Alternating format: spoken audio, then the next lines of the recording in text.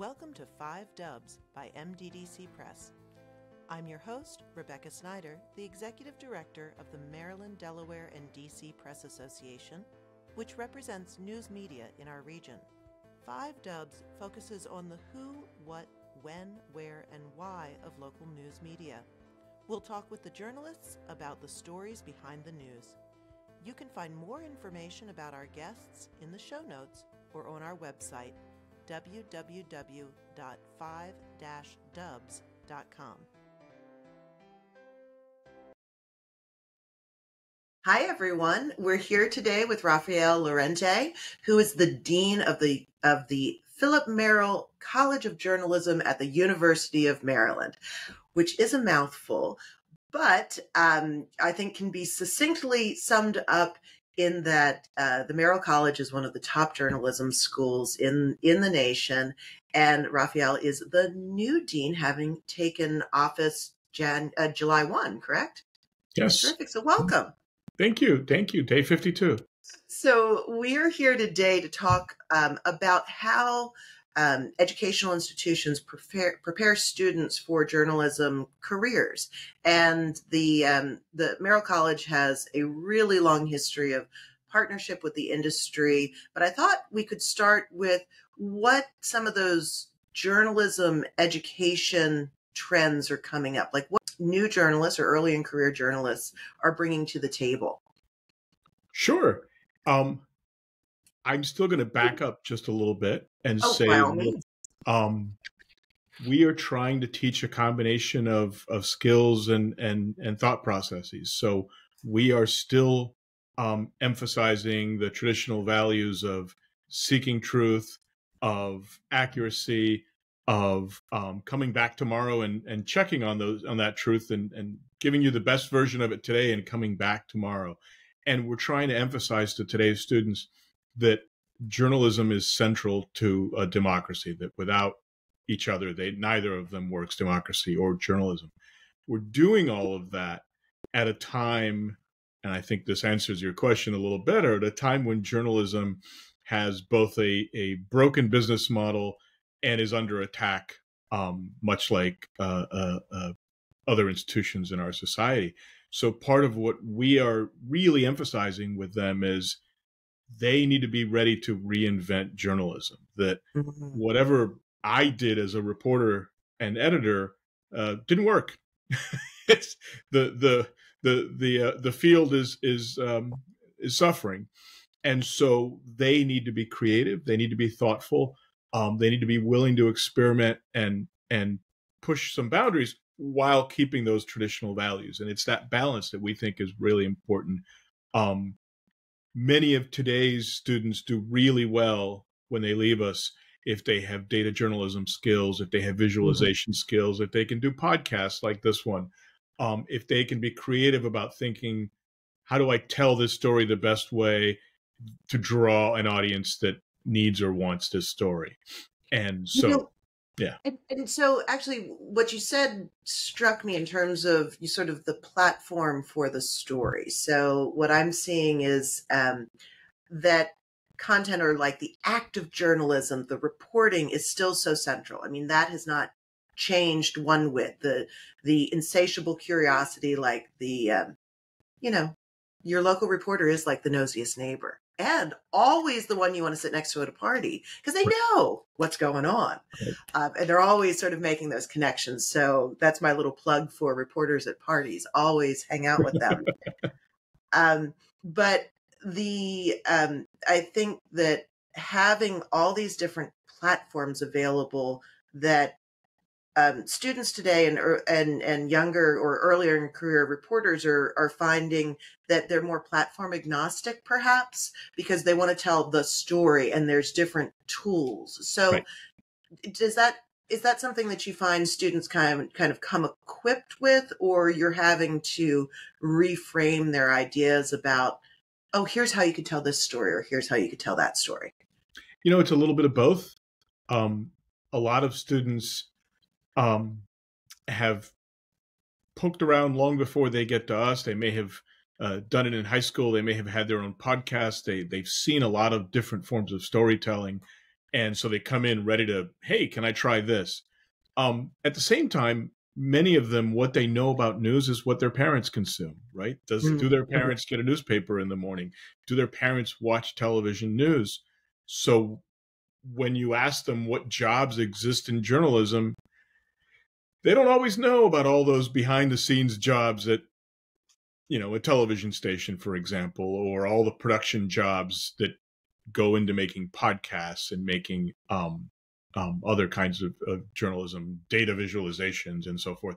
So it's a little bit of both. Mhm.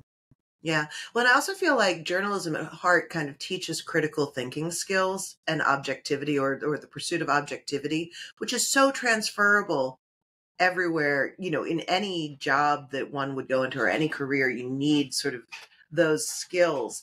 But what is it about students who, obviously the industry, by some it's shrinking in terms of its numbers. It's really nerve wracking to hear about layoffs.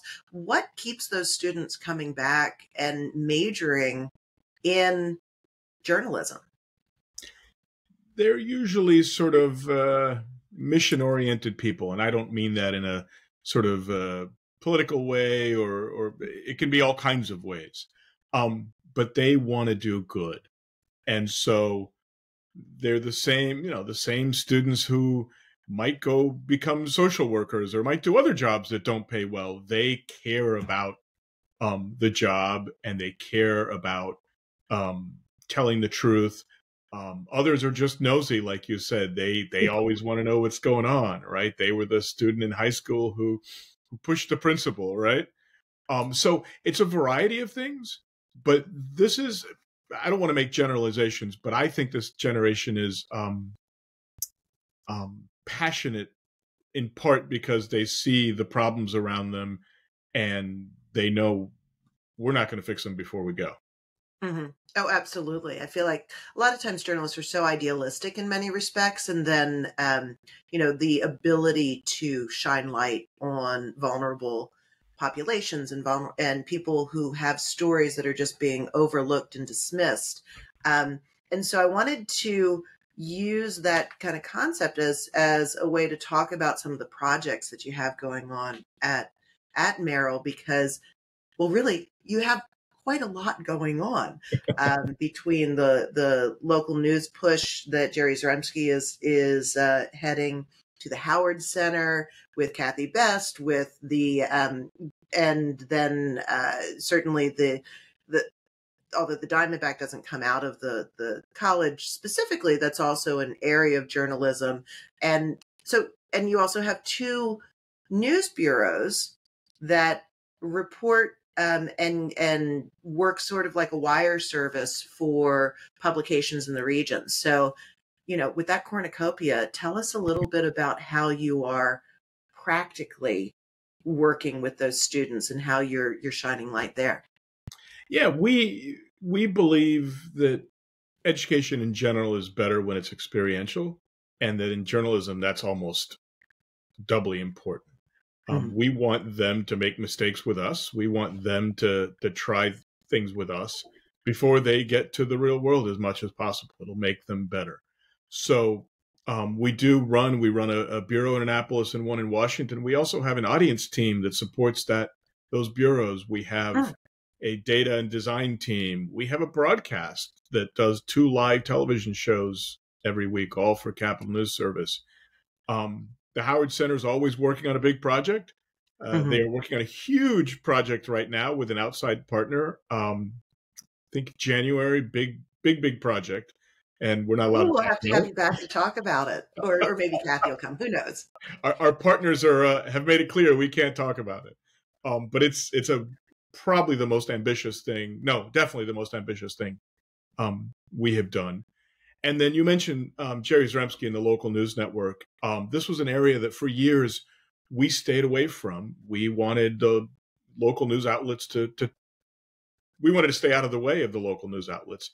Now we recognize they need help. And so we launched the local news network last year. Jerry and the students did a terrific job of putting together an election guide for every school board race in the state. Mm. Um, and then yes, this month, they launched their second project or published their second project looking at contract expenditures by every school district in the state. I don't have to tell you that some school districts were easier to get the data from than others. That's a great lesson for students, right? That just because you're supposed to have access doesn't mean you will, and you might have to fight for it. So they had to go get the data. It's available on the cnsmaryland.org site, and you can look up your county and see where they're spending their money, or their school district in your county.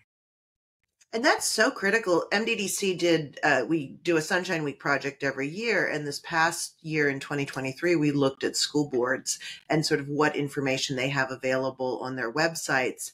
And that contract review, that's huge. Like, that is an enormous project. And it's so, I think for students, it is a really good lesson, because it's something that our journalists in our members talk about all the time, that it is hard sometimes to get information that everyone recognizes is covered under the Public Information Act, but still custodians, either because they're busy or it falls to the bottom of the pile, or they just don't care, or they don't want you to see. It is very difficult sometimes to extract that kind of information. And absolutely.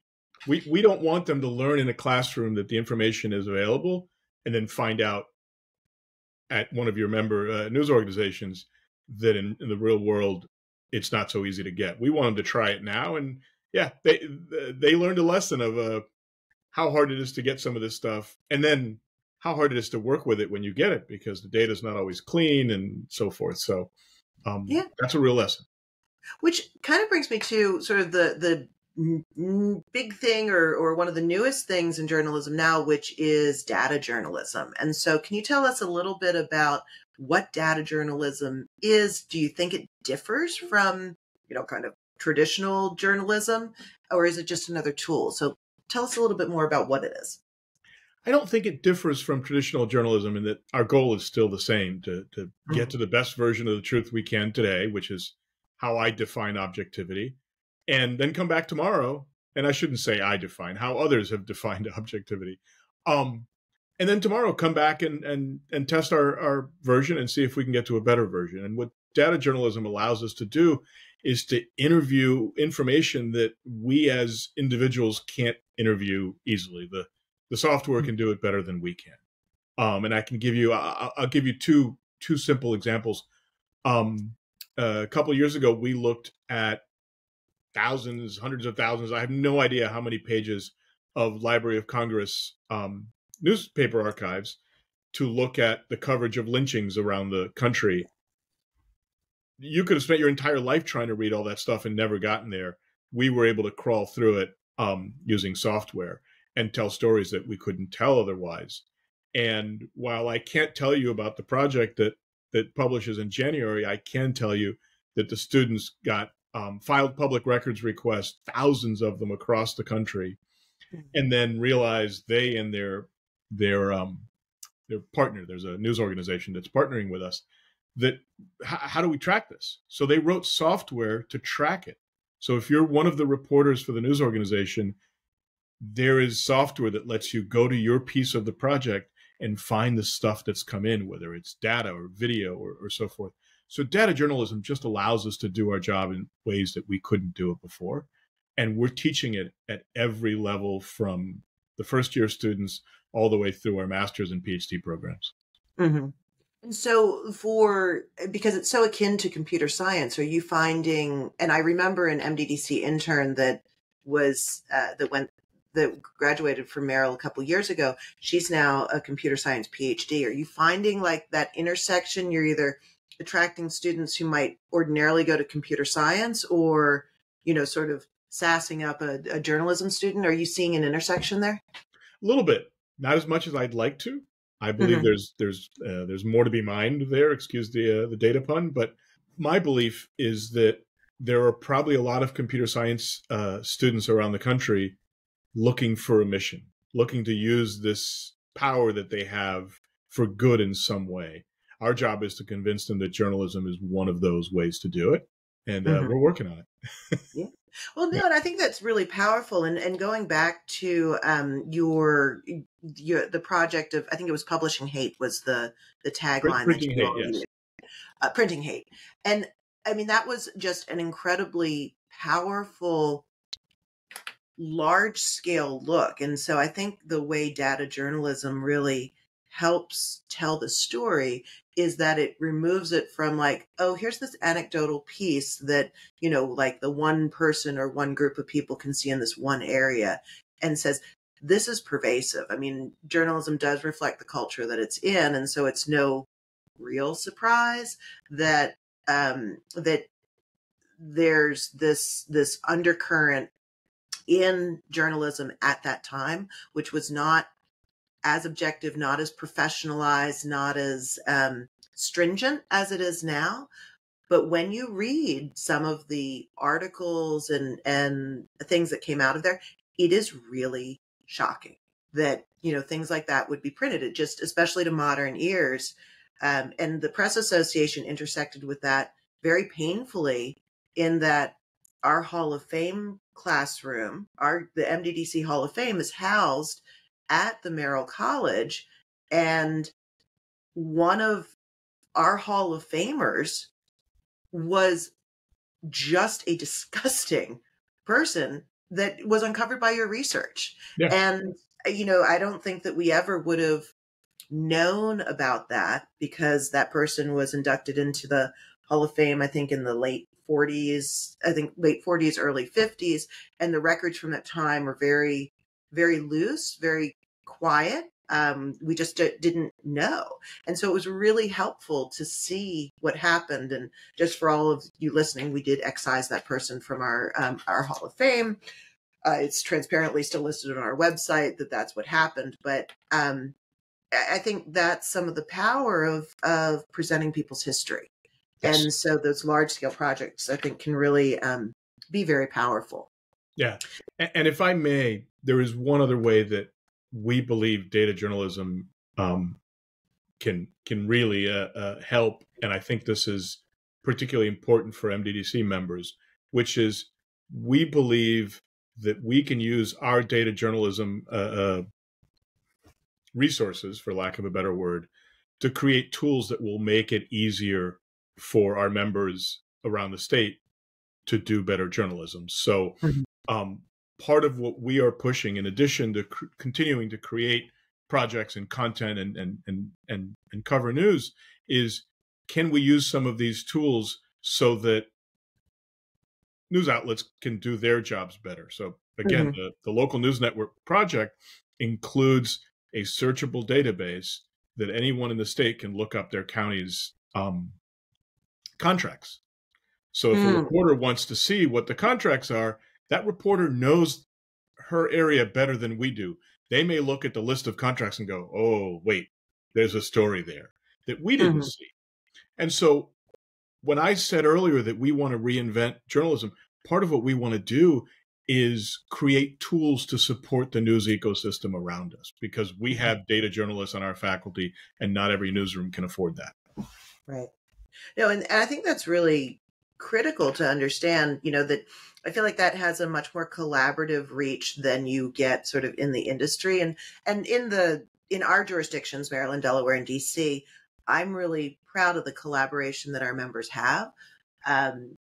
But you have different resources available to you, and sort of that student engine of creativity and labor is amazing while they're learning. So I love that you have that database, and they're probably one of many that's going to spin up. We hope to be more helpful in the coming months and years. That's central to where we think the college is going. We hope that in a couple of years you'll do this podcast and be talking about, wow, Merrill is a hub for the news ecosystem around us and really has helped. So you're at the very beginning of your term as dean. Is that sort of the theme that you want to carry through? And how do you feel that builds on what Lucy Douglas, the former dean, started? Because she's been dean for a long time. I want to say 10 years. Dean for 11 years. Yeah. 11 years. Okay. Yeah. It's a natural progression. Capital News Service has been in Annapolis since 1990. That makes us one of the earliest schools, not the earliest, but one of the earliest schools to do that kind of work. When it was established, the idea was that we would teach students and fill in the then relatively small holes that were being created by small news outlets that were pulling out of the State House. That all seems very quaint now, right? Yes, and it does. We have been providing news content, stories, and other content since 1990. Today, when I look around Merrill and our region, and I see small outlets popping up, I see nonprofits, and this is happening all over the country. They need help. I'm a journalist. I'm a reporter. I don't really know how to do anything else. If I started a news outlet tomorrow, I could use a coder or a data person or a product person. We have them. And our hope is that we can create tools and resources that can be used by a whole bunch of outlets around us. Well, and I do think that strength, kind of that strength in numbers, the new outlets that are coming up, and in times where newsrooms are shrinking a little bit more, they don't always have the resources to do the investigative work that they used to, just as a matter of course. And so I think there's a real need and role for other organizations to come in and help knit that together. And so you had mentioned you've been a reporter and a journalist for a long time, but you've also been associate dean at Merrill for a good 8 years, so most of Lucy's tenure. What brought you to the academic side? Combination of factors. I had been a reporter at that point for about 13 years. I covered everything from little tiny towns north of Miami Beach, where I first started at the Miami Herald, to the Florida State House, and I covered higher education for the Sun Sentinel in Fort Lauderdale. And I was sent to Washington by the Sun Sentinel and covered everything from the impeachment box delivery for Bill Clinton to the beginning of the Iraq War, and that was at the time seemed like a really crazy period, right? Little did you know. Little did we know, right? That the 2000 election would seem quaint later, right? But a couple things pushed me to academia. One, and maybe the most powerful, was I covered the lead up to the war in Iraq, and I thought we failed. I thought we journalists failed to communicate enough information to the public to understand that what they were being told didn't all fit together. And that left me with some real questions. So initially I came thinking I want to get a PhD and figure this out. It turns out I wasn't very good at that. And ended up back as an editor and or actually for the first time as an editor. I had never been an editor before I came to Maryland. And of course, many of the other reasons that people leave journalism. I had little kids who didn't know who I was because I was always on the road, that kind of stuff. Right. Yeah. Yeah. Well, and so, and do you feel like you've gotten further along in that journey of shaping how journalists tell that story? I mean, if you felt like there was a failure within the industry and a little bit in your ability to communicate the lead up to the Iraq War, do you think that's changed now? How does sort of in a little status report, how do you think we're doing? It depends on which side or not which side. It depends on how you look at it, right? I think we have become more careful about what we take for granted and how we take information. At the most basic level, I think the coverage of Black Lives Matter, for example, taught us not to necessarily believe everything that's in a police report, right? We were taught when I became a journalist that, well, you can just quote right off the police report. Well, right. Turns out we can't. So I think at that level, up and down journalism, we've gotten better. But we live in a society where institutions have lost trust, where mis and disinformation often crowds out facts.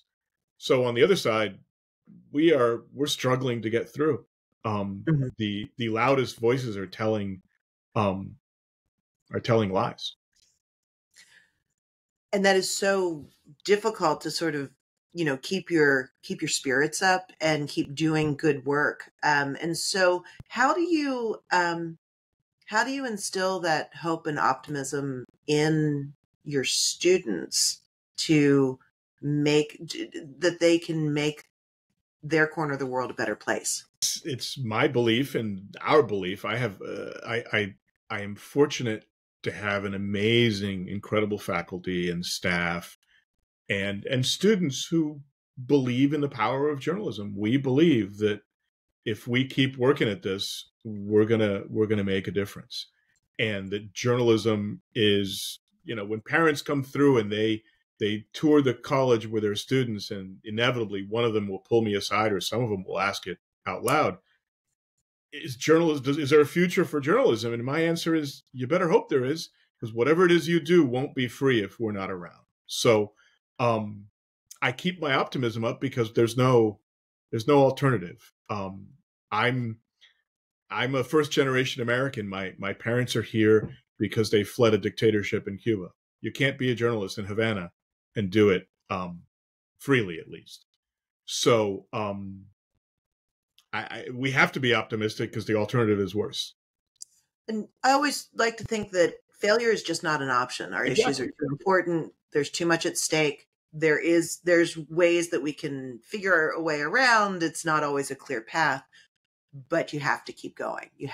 Failure's not the option. So, as we wind up, I just wanted to see if there's anything else that you wanted to share with us about what's happening at Merrill, or your thoughts. I want to give you the last word here. I appreciate that. I actually want to put in a little plug to your members. We are going to go public with a survey in the next 30 to 60 days, depending on how fast we can get it, to as many news outlets in Maryland as we can. We will broaden it a little bit the second time around. We're just going to stick to Maryland the first time. And the goal is to find out who's out there, who's covering what, who are the new little outlets that we don't know about, who are the new little Facebook pages we don't know about, whatever it is. And so I encourage members both to respond to it, but also to share it with others as best as possible. Not only do we want to know what's being covered, but we want to know what you all need. And the only way we can do that is if people fill out the survey. And if we know what news outlets need, we're going to do our best to step in and help. Perfect. And we will publish the results in the spring. Wonderful. Well, it seems like that's a theme under your leadership at Merrill, figuring out the tools to help journalism and move us forward. So thank you so much for joining me here today, and I hope we'll talk again soon. Thank you. Looking forward to it. Bye-bye. Thanks for listening to 5 Dubs with Rebecca Snyder. Please subscribe and leave us a 5-star review wherever you download your podcasts so that others can find us. What do you want to know about local journalism? Email me at rsnyder, SNYDER, @mddcpress.com. Interested in supporting our podcast and journalism? Please donate to our 501c3 Press Foundation. Find out more and see the full episode list and show notes at www.5-dubs.com.